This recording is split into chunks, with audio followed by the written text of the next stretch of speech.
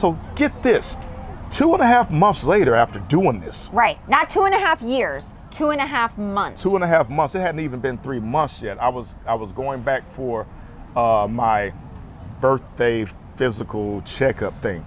I went in there, and I know in December of 2020, my A1C was a 12. Okay. I knew that.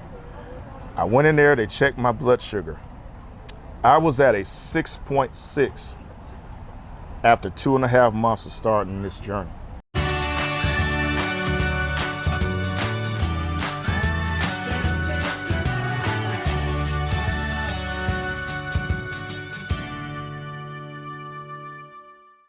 Hey, what's up, family? I'm Rachel, and I am one half of Two Crazy Ketos. And today we're here at the Keto Orlando Summit, and I have the great privilege and honor to get to speak with somebody that I've been fangirling over for quite a while now, and that is Triple J. I first met Triple J, although he didn't meet me yet.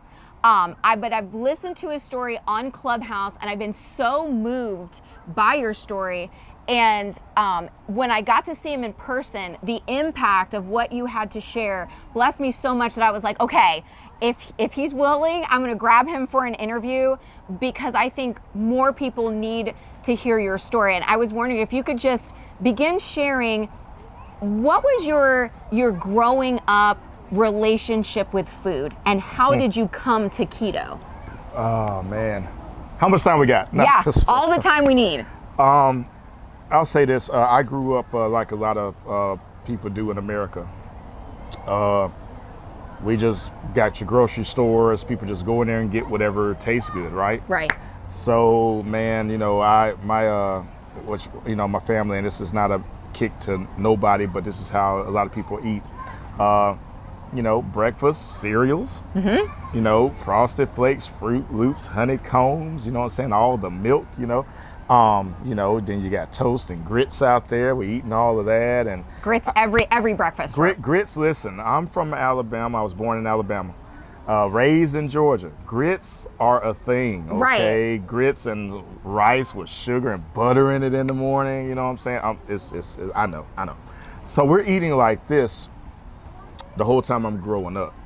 And lunches, all kinds of sandwiches with breads, or all of the different processed foods, Hot Pockets, ramen noodles, excuse me, everyone, and all of that good stuff, and just eating like that, and dinners, eating a bunch of pastas, and and this was my thing, fried chicken, mac and cheese, and mashed potatoes now, right? And then you have your cornbread, and then you have sweet tea. Right. That's a lot. And you need the tea where the spoon stands up on its own. If the spoon doesn't stand, that's not sweet tea. Right. So I grew up like that, eating like that.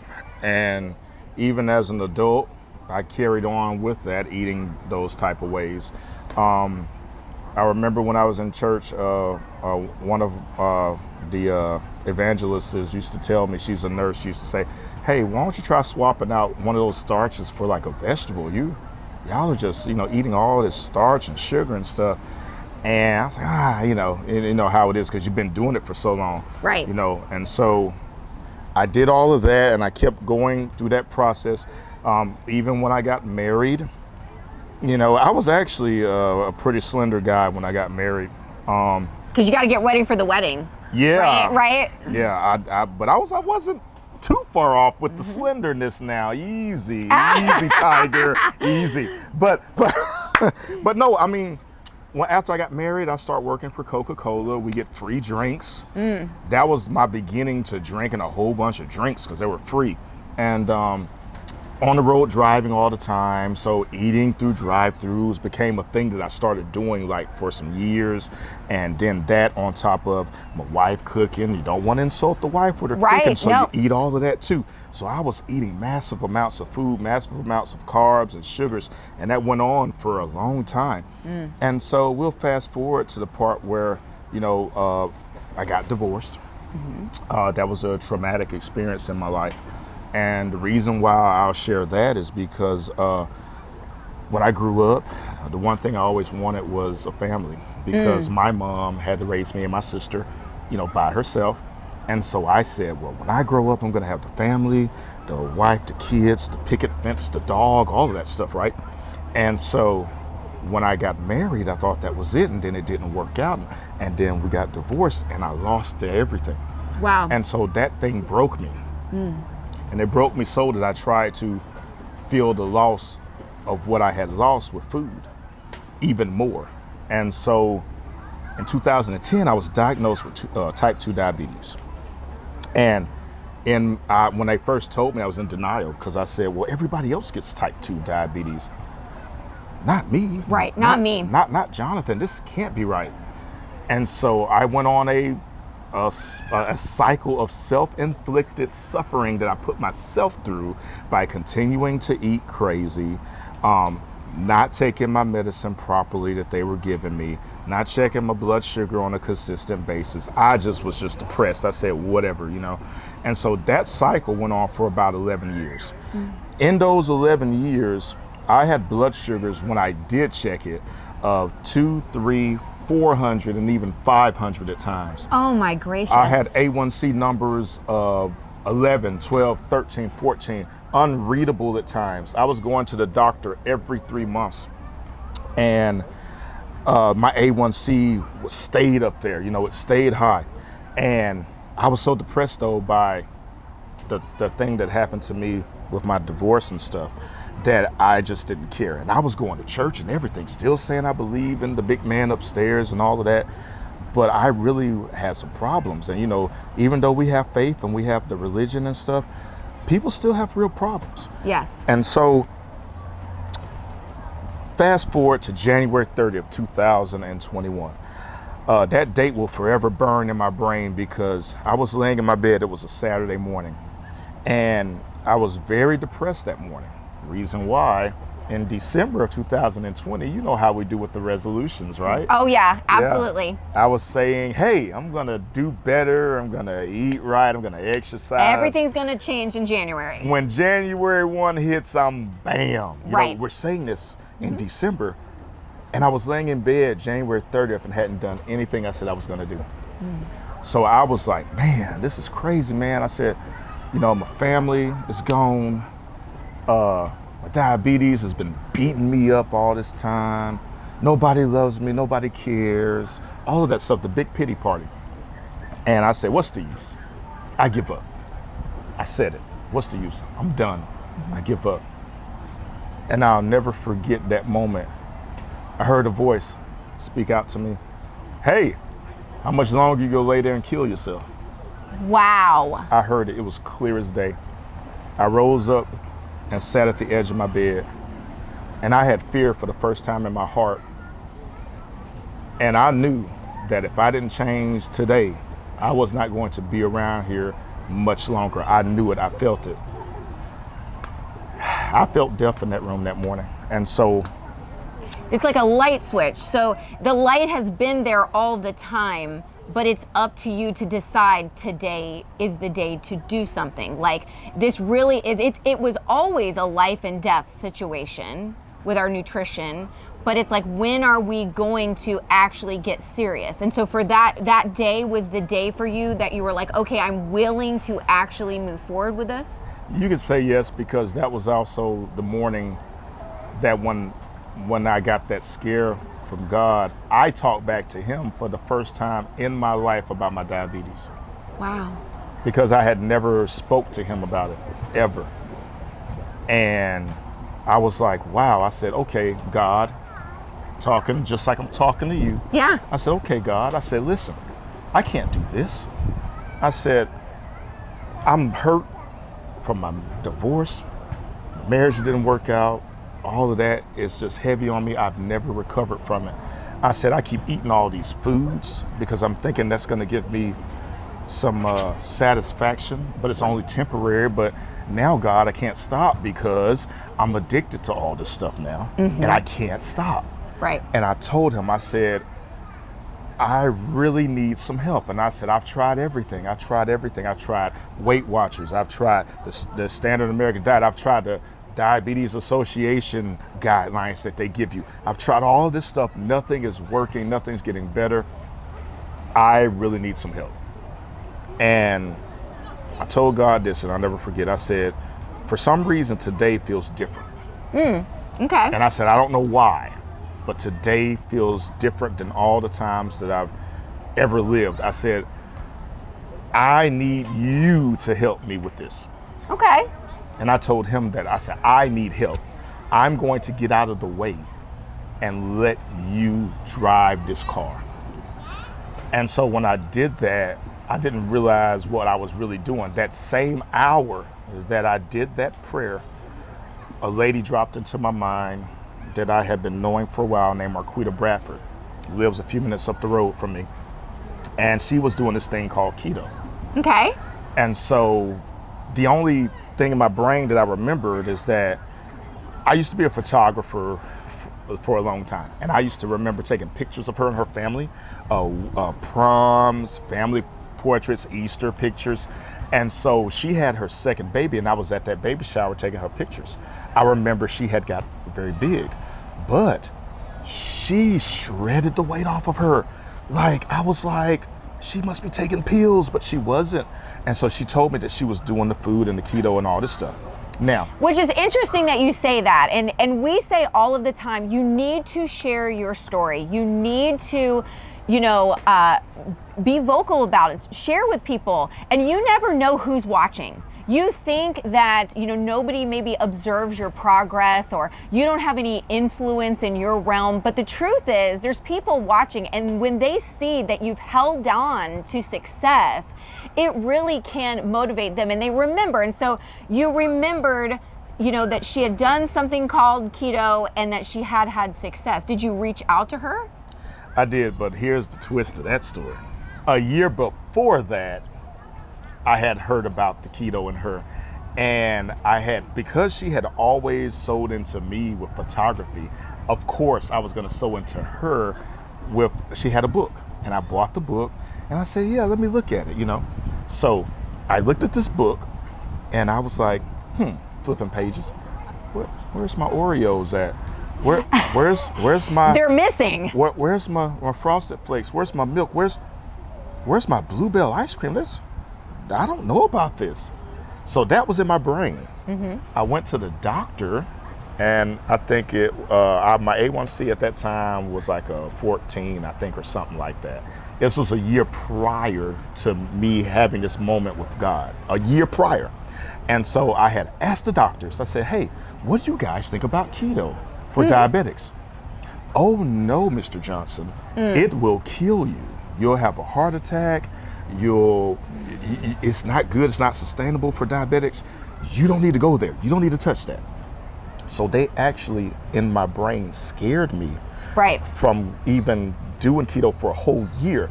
And so what happened was I got her book, and I had it at work, and I had put it in my locker and locked it away. And so now we fast forward a year forward, and now I'm sitting here like, do I need to reach out to her? Because you already wasted her time already a year prior. And I was like, I'm gonna reach out to her anyway. So I texted her. I said, hey buddy, this is Triple J. Listen, I'm ready to try to change. I want to see the thing that you're doing. I really want to try it. I know I wasted your time before, but I'm ready now. Sure, Triple J. When do you want to start? Well, today's Saturday, Marquita. Why don't we start Monday? And because diets need to start on Monday or on the first of the month.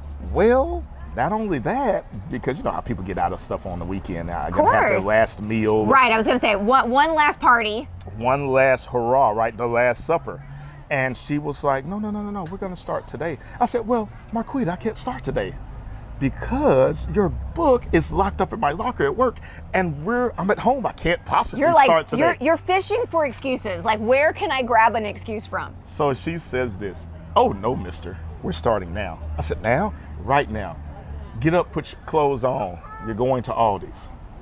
And I was like, Aldi's? I said, okay. the weird store that's down the road. The one that you have to put a town. quarter in to get a shopping cart? That store, the one that doesn't have, when I went in there one time, I was like, what is this place? And ran out of. Right. So I went to Aldi's and she texted me a recipe for a meal. I'll never forget it. It was keto taco soup. So I went into Aldi's, got all the ingredients that she told me. I took a picture of this, my cart.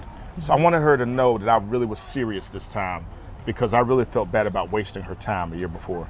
So I went home and I took the ingredients and the recipe and I started cooking. And it started to smell wonderful in my house. And I was like, wait a minute, it smells good.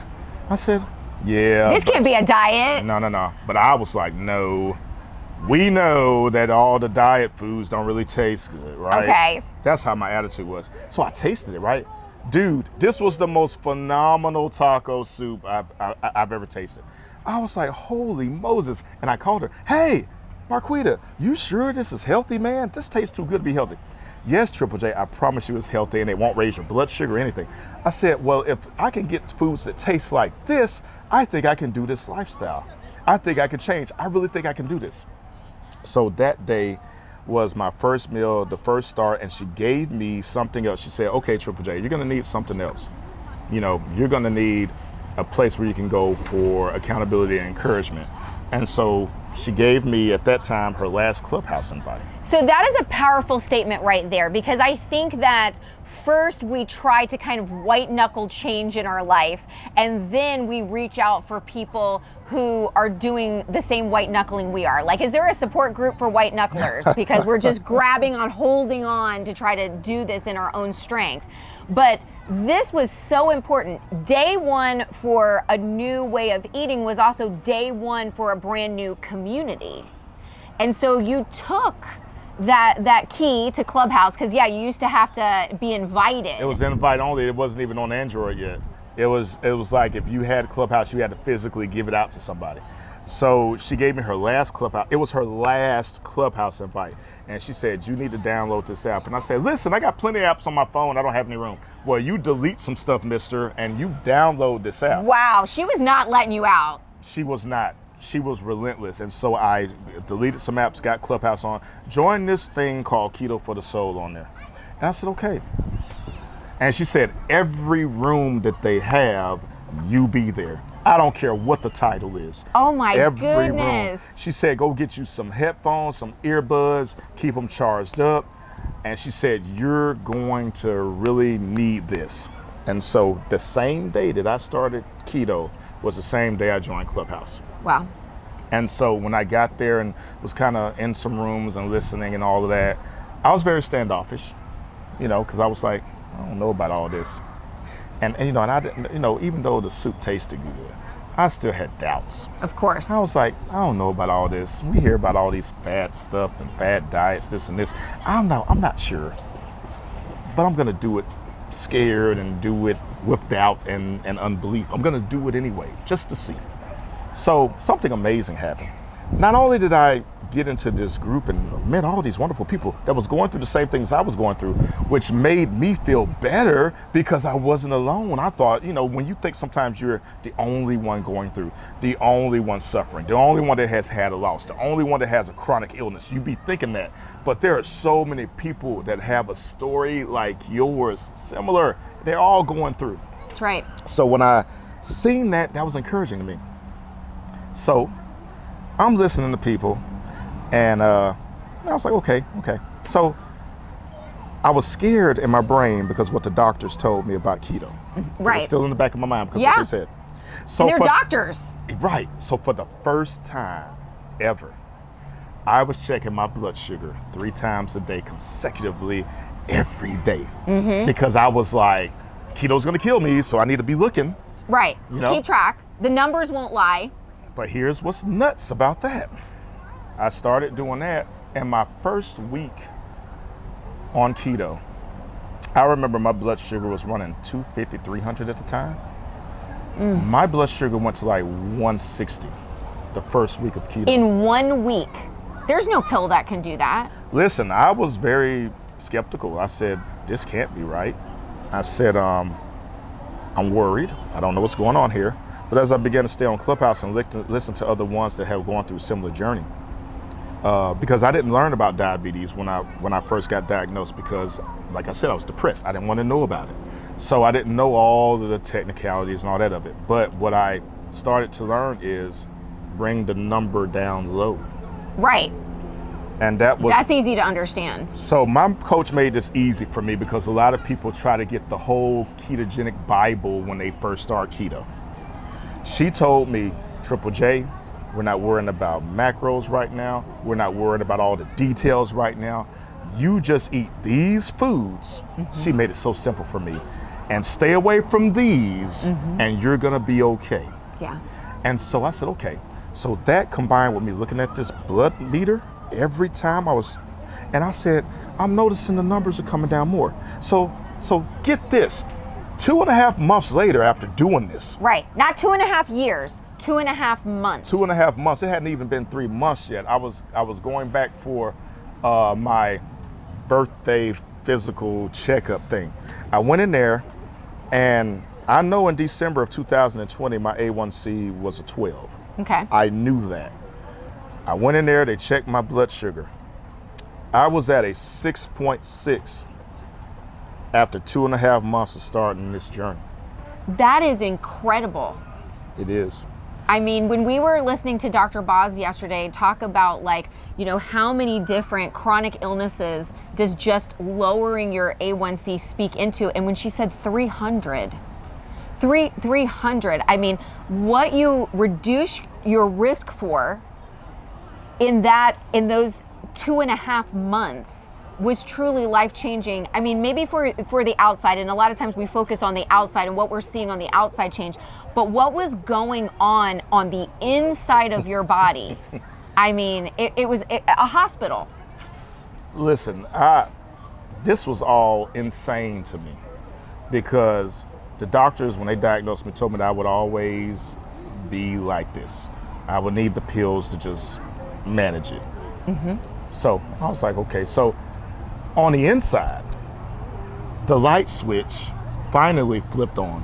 See, even though I had started on keto, even though I was in Clubhouse, I was still broken from the different things that had happened in my past. I was broken. And so when I seen for the first time that I was doing something that was working, and the validation of seeing that 6.6 that day flipped the light switch on the inside of me. I was borrowing the belief of everyone else that believed in me and seeing things in me that I didn't see in myself. That is really good. I'm going to stop you right there for a second, because I want people to hear this. If you have been discouraged, and I mean, I've suffered from lifelong anxiety, lifelong depression, and so feeling discouraged feels natural if you've been doing it long enough. And when you got into Clubhouse, you didn't have the faith yet for it. You still had doubts about it. But these people in this room, they believed that you were going to have future success. They had hope for what was going to change in your life. And he said you borrowed their belief. You borrowed, their faith for this. Yeah, it was like gas at the gas station. I was still struggling. I was still going through this journey. I still had cravings. I still had stress. I still had all of these things. I still had people at work that was looking at me like I was some weirdo, bringing food in and warming it up in the microwave and running back out. The weirdo that turned down the Krispy Kreme donuts all of a sudden. Right. When I ate like 4 and 5 of them at times. What's going on? Triple J, what's up with you? Now you're too good to eat with us? Bringing me in biscuits and bringing me in breakfast. I've never had so many free breakfasts in my life. Suddenly everyone's thinking of me. Right. And so all this was going on. And I still was fighting. I was fighting. Every day I was fighting. It was like I was in a never-ending wrestling match with myself every day. And when I went to the doctor and seen that 6.6, I said, Jonathan, you can do this. Yes, you can. And it's like it was a transformation of me from the old me well, I won't say the old me. I'll say the true me that was on the inside started to come forth and to really break through all of those barriers and all of those limitations. It started to break through. Yeah. And so as I kept going, I was like, man, it feels great to have 6.6. Oh, my bad. I was also 330 pounds when I started keto. And I had got down under 300 pounds for the first time in over 2 decades. Wow. Wow. So but that wasn't it though. That was a bonus when I seen that. But the A1C part, I was like, wow, okay, we're in the right direction. So I said, well, if this only happened in 2.5 months, let's see what else can happen. Yeah. So I went to July 30th. I set this appointment at the doctor on purpose. It was July 30th, 2021. For the first time in my life, I was happy about going to the doctor. Right. That is a very different experience post keto, right? Because it was like you're almost going to the doctor like, oh, I hope that I know the news will be bad, but how bad? And now you're thinking, I may actually have hope that I may hear some good news. I just was like, this has only been 2.5 months.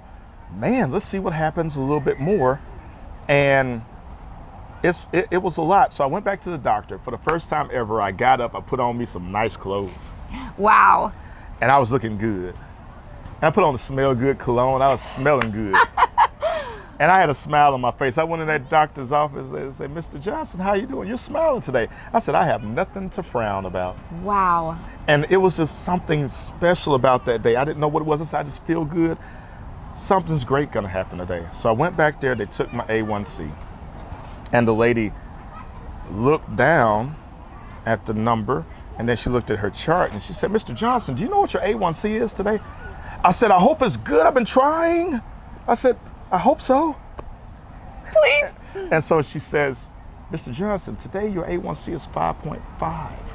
5.5. Yeah. And I was like, well, what does that mean? Right. Because like I said, I didn't know numbers. I didn't know about diabetes. So what does that mean? She said, Mr. Johnson, we can't say cure in the doctor's office. But what we will tell you is that you put your diabetes into remission. And I said, what? You have put your diabetes into remission. And so I was like, wow, you gotta be kidding me. And so the same doctors that told me keto was bad and was going to kill me were the same doctors telling me now that I put my diabetes in remission. And how long by this time had you been on keto? 6 months. 6 months diabetes put into remission for you. Yeah. And so I'm tripping about this because I was like, wow. So they were asking me, what are you doing? Because they looked at the history of my chart of 10, 11, 12, 13, 14, unreadable A1C number. They looked at my blood sugar when I come in 2, 3, 4, and 500. Yeah. And they're like, wait a minute, what's going on? And so I told them, I said, well, and that's the truth is what I told them. But I said, well, doctor, I have been doing a little bit differently. I've been preparing my meals at the house, stop eating out so much. I have been eating, my proteins. I've been eating vegetables, leaving all of the sodas alone, all the candy and cakes alone, doctor. And I'm just trying to eat a little better. That is a great way to explain it, because a lot of people want to talk about like, how do I present this to your doctor? There's no doctor is going to argue with the way that you just presented that. And that's what the doctor said. And they were like, well, first they were like, well, Mr. Johnson, keep up what you're doing. And so I don't know if I get in trouble for this part. No, yeah. So let's do it. So if this part is a disclaimer to the people, do not do what I did, because I have crazy faith. Too crazy keto. Yeah, we're all about crazy. So this part is going to like really baffle you. So in February, I knew that I was on to something in February. And so I had 6 diabetic medicines. 6. And so I looked at them and I said, now God, if you made my body and the body is supposed to heal itself, why don't I take another leap of faith right now and not touch my medicine bottle again? So I laid all 6 of my bottles on my bookshelf, and I said, I'm not touching you guys again. Wow. So when we got to the doctor, they started to ask me, well, let's talk about your medicine. And I said, wait, I hate to tell you guys this, but I haven't been taking my medicine since February, and this was July. And they said, wait, what? Who told you to do that? And I said, well, doctor, this is my body, right? They said, yes. I wanted to do an experiment to see if food could help correct my diabetes, help deal with the diabetes, food. Because I was looking at my blood glucose monitor, right, and the numbers were not lying. I went from having 200, 300, and 400 to 90, 80, 101. I was averaging right in there. And so I told the doctor this. So they said, so you're telling us that this is a natural A1C? I said, that's exactly what I'm telling you, doctor. I haven't touched any of that medicine y'all prescribed to me since February. Wow. And they said, well, Mr. Johnson, we cannot argue with you. Can't argue with the facts. They said, we're going to take you off your medicine today. And I said, all right. But another doctor came in. Well, Mr. Johnson, you know, you guys are doing these different things, and, you know, it's you know, we want to see if it's sustainable. I'm still going to keep you with your metformin for a while. I'm going to cover my butt, basically. Right. And so I said, and I'll never forget it, I said, okay. So I left out of there. And I said, no. I might get in trouble for that. I said, no. And so I went, because they said, we want to see if you're going to keep doing this. Because people start and then they stop. Right. But in my brain, I said, no. I'm not going back. I had to change my lifestyle so I can stay alive. Yes. So this lifestyle change just wasn't just for me to walk on the beach with my shirt off, or to be able to fit in a certain kind of pants or whatever like that. This was for me to stay alive, because you know what my why was? I did not want another man to walk my daughters down the aisle for their wedding. Wow. I did not want my son to have somebody else sitting in the crowd for his college graduation. Yes. I wanted to be there to hold my first grandbaby. Right. I want to be able to be the fun granddad that come over to the house, spend the night. We're all outside playing and and I'm not tired, and I said, I want to be around for that. That was my why. So when I told the doctor about that whole scenario, they said, we'll give him more time to see if he's going to just go back. 6 months later from that date, I went back to the doctor, and my A1C was a 5.2. Wow. It like honestly just keeps getting better. And so they were like, even the doctor that said, I'm going to keep you on a little bit of metformin, she says to me, Mr. Johnson, I am so happy. I thought you were going to go backwards, but you have not. You have proven me wrong. I'm taking you off all of your medicine under the condition that you keep doing what you're doing and those numbers stay the same. And you can agree to that. And I agreed, and I signed that contract. Yes. Yeah, so we're here at this Keto Orlando Summit, and this is my 2nd year being here, and it was just a great testimony for me that I have stayed with something for this long and it has worked. And according to the doctors, and not all of these other people that are going to say stuff that see this, I'm not a diabetic anymore. I have defeated it. Yes, that is so good. And usually you have like a belt, like a WWE belt that's like, because you are undefeated. You are a champion, a true champion for your health.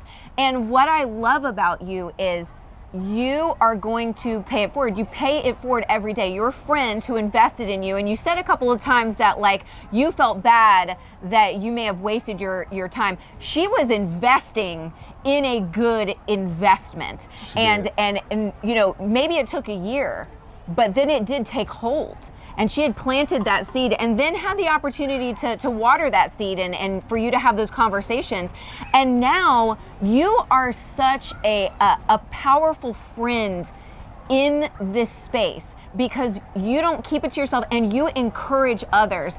And even today, I wanted you to share kind of your experience with talking to some young people that you just kind of met up with, because I felt like this was a snapshot of the genuine friend that you are to people who are just getting started themselves and need a friend. Well, this is crazy because I did not actually plan this, but I was coming down the hall at the summit and I had my championship belt. This is a wrestling thing, the John Cena spinner belt. I had one of those, and I started this whole wrestling belt thing, calling myself the heavyweight champion of the world, because I had to become something different than I had been for so long. And so I started to be a champion over my own life. So I started to say that I am the heavyweight champion of the world because of it, because I'm the heavyweight champion of my world, of me. Yes, you are. And so I started with that stuff, and I started carrying this wrestling belt around. The wrestling belt actually has sentimental value because of my journey, but it's also a great conversation piece when people just stop me randomly and say, hey, what's the belt about? Right. So there were some kids in the hall as I was passing by, and they said, WWE. I said, yeah. And they said, well, are you a wrestler? And I said, yeah, I guess I am. And they were like, you are? I said, well, not in the wrestling sense of working for Vince McMahon, but more in the sense of me wrestling with the person that I used to be. Wow. Wrestling against the old mentality, the old mindset, the old ways, the old habits. Wrestling physically and mentally every day. That's why the whole wrestling thing took hold and it's kind of glued, and I stuck with it because I am like everyone else. When I wake up, we have those fights. We have those things in our brain where we're fighting, cravings and all this stuff. And I began to tell the kids, I said, you know what, guys, I grew up eating like you guys are eating now, the Pop-Tarts and all of the Cinnamon Toast Crunch and all of the Kool-Aid and all of the pizzas and all of the pastas. I said, I was eating like you guys. I said, but as I grew up, that stuff caught up with me. And I said I had to change the way that I was doing things so I can stay around here a little longer. And I began to tell them about my story of type 2 diabetes and how I went through it for 11 years and how I had to overcome that. I began to tell them that there is hope to change. I began to, and as I did this, what was nuts, it was a few of them there, more start coming, more kids, and they were coming in, and I was sitting there and they weren't moving, they were listening to me. And I began to tell them that I want you guys to start thinking about eating a little better now. Yeah. Because if you can do it now, when you get to be my age, you won't have these struggles. I began to tell them this. Wow. And they wanted to take pictures with me like I was actually The Rock or something, right? And so one little boy come up to me and he said, listen, I'm so glad you told me about your story. My family has a history of type 2 diabetes. And I could see he almost wanted to cry. And in that moment of clarity, I said to myself, this is what it's about now. Yeah. My story is no longer for me, it's for others. And if I can go around the world and tell everyone about this story, it's going to change. If it just changes one person, it was worth it all. Yeah. And that little boy touched me so much, him telling me this, and it just was like, hey, you're not here at this summit for vain. There are people that are hurting out there, people that are sick. There are children, man, that feel like that eating this way now is all right and gonna keep doing it all the way till they get grown, all the way till they get in their 30s and 40s. And now they're being prescribed with medicines, insulin, injections. It doesn't have to be like that. Wow. And so my mission now, my remission is my mission. Oh, that's good. I love that. That's what it is, man. I went from being undesirable to undeniable. Wow. I went from being rejected to selected, man. It's a great and wonderful feeling now, because now I'm not out here just trying to be some with this gimmick or whatever, but it's actually something to share with everyone, to let them know that there is hope. Yes. You can change. You don't have to stay the same. Right. You don't have to be defined by what people say that you are. You're defined by who you know you are. Oh, that's so good. That's how you're defined. If you can't define yourself, Man, there's such power to tap in on the inside of the belief that's already there, the faith that's already on the inside of you already, because we have it. Yes. But we haven't tapped into it. But when you start to believe in yourself Yes. and grab hold of that power and start harnessing it to go out there and do things that people say that you couldn't do. They told me I would always be a diabetic. Yeah. I would always be on medicine. They told me that. I remember it burned in my brain. I would always have to take metformin. Always have to take Jardiance. All these different pills, I would have to take them for the rest of my life. Right. And it is wrong. It was proven wrong. It's wrong. The day that I woke up, January 30th, 2021, and decided to change. And that's why I say this undeniable, because they tell me that it was going to be one way, and I said, no, Yeah. it's not. I'm going to try. And as I began to try, strength began to come in on the inside of me. My faith became stronger. The belief in myself grew to like a volcano. I refuse to let people tell me stuff now. Right. I refuse to let them tell me that this wasn't real, it's a fluke. You're gonna go back to having diabetes again. You're gonna be back to taking all this stuff. You're gonna have insulin. No, I am not. No, you're not. And so those children the other day showed me that that's my mission now, to go out and tell everyone, young and old, everyone, so they can know that it's if you just start, if you believe in yourself, and if you just start, and even if in fear, even in doubt, even in unbelief, but as you keep going day by day, my journey was this: if I could just go day by day, one day at a time. One day at a time. And my thought process, as my coach told me, you have to do a high percentage of good and bad. So you will have some moments that are going to be where you chose something else because you thought, let me have a little bit of this, a little bit of that. That was a moment. Get off of that stuff, get back over here on the boat, let's keep going. Yes. And that's what I did. I made sure that my percentage of doing good was far greater than bad. Was it a perfect journey? Why, no. It was not. But it was a consistent journey. Consistency. It was a consistent journey. Yes. And now the rewards, they told me this week, and I really ain't looked in the mirror a lot. I guess I don't know what everyone's talking about. They said last year, Triple J, you were like double the size. And I was like, y'all sure? Yeah, Triple J, you look great. And I was like, okay. And so this is what proved it. Maria, one of my good friends from Clubhouse, I had my belt on my shoulder. And she says to me, remember last year when you said you wanted to wear the belt around your waist, but you couldn't because your stomach was way too big? She said, you think you can wear it now? I said, I don't know. I never really thought about it. Let's go outside and try it on. I went outside and I put that wrestling belt around my waist and I snapped it together. Wow. But you had not done that for yourself. It was somebody else that was pointing that out to you. Same girl that told me from day one, when I said, this is not going to work, I don't believe in this, she said, Triple J, give it 3 months. Give it 3 months. And we only got to 2.5 and change. So there are people right now that are going to be watching this, and this is day one for them, or this is keto 2.0, 5.0, 10.0. They've tried over and over again, but there's something that's going to be different this time for their day one this time, and that is they're going to have the opportunity to borrow from your faith.